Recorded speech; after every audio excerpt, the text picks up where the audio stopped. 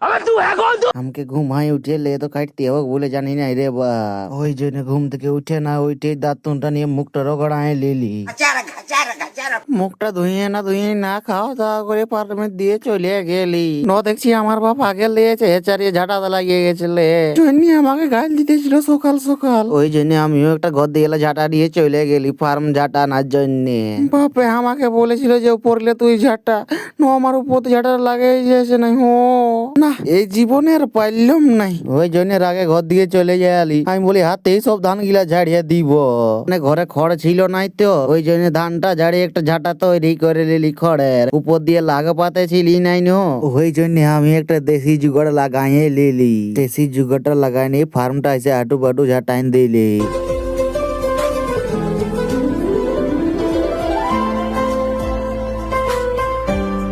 এটাই শেষ না করতে করতে আমাকে দম হয়ে জল 30টা পায়ে গেল যে ঘরে এসে আটু বাটু আগে জলটাই খাইয়ে লিলি।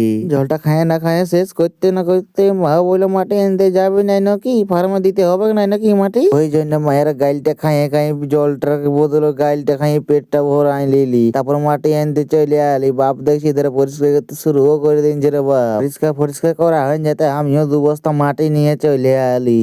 কেটে বলো এতটা পর্যন্ত যদি এরকম ওয়া কক হয়ে চন্দ্র এবিসিডি ভিডিও দেখতে যাও তো আমার সঙ্গে রইবে, শুধু সঙ্গে রইলে ওখানে লাইক কমেন্ট শেয়ার আর সাবস্ক্রাইবটা করে দিবে। ততক্ষণের জন্য বাই বাই, আই লাভ বুলু বুলু।